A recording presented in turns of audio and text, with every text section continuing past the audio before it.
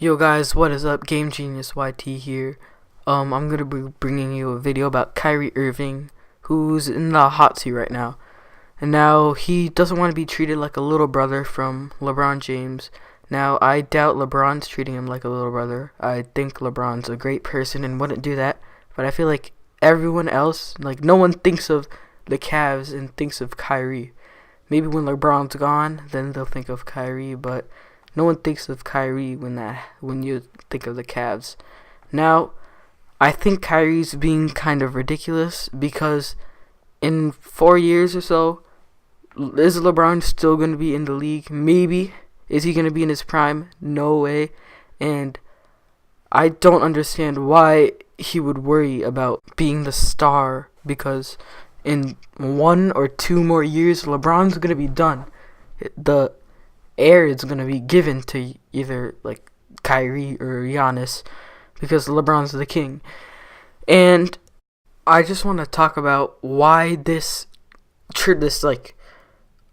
why the drama with Kyrie Irving is actually a good thing. Now, first off, I think it's a good thing just because the Cavs can get some major assets. Now, they probably won't be able to get someone as good as Kyrie Irving just because Kyrie's a very, very good player. But what's the worst case scenario? Maybe you get like a LaMarcus Aldridge. You already have a Derrick Rose, right? And the Cavs aren't going to be getting someone that's bad. Like, that's obvious. They have a smart general manager, and they're going to choose someone who's good. And maybe like a draft pick or something like that. But if, like, what's the best case scenario? Maybe they get Derrick Rose for the minimum to be a 6-man, which they already have, and then Kyrie Irving stays. And they got a big 3.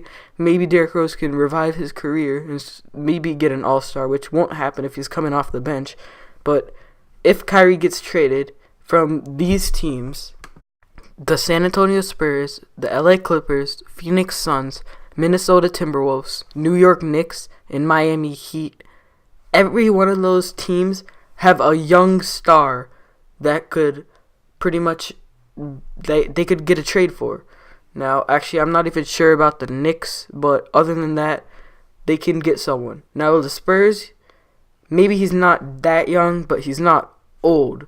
You got LaMarcus Aldridge. Now, they might need a really small piece to go along with him, just because I don't think he's as good as Kyrie, but he's still an all-star caliber player.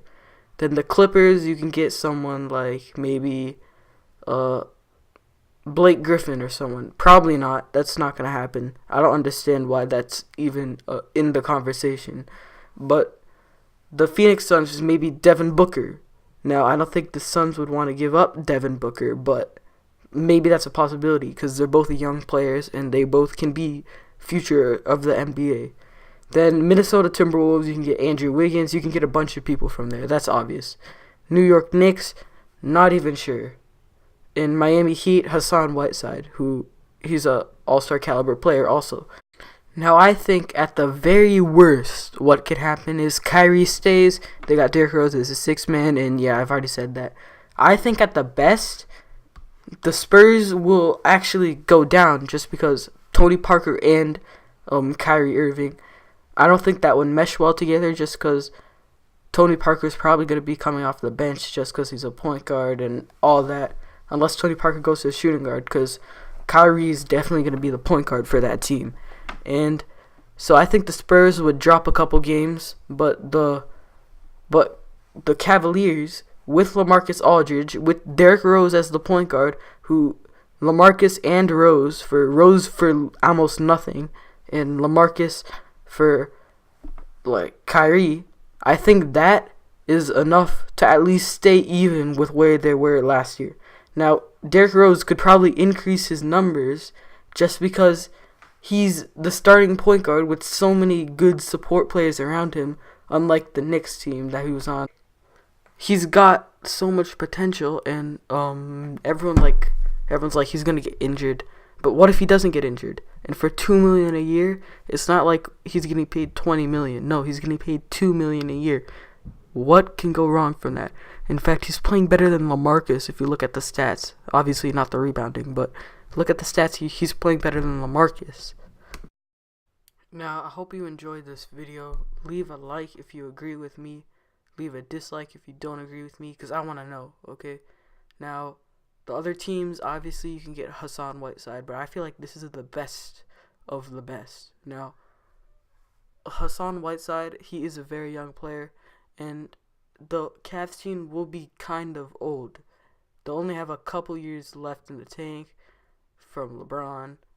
If Kyrie decides to leave, they'll only have a couple years left in the tank from LeBron.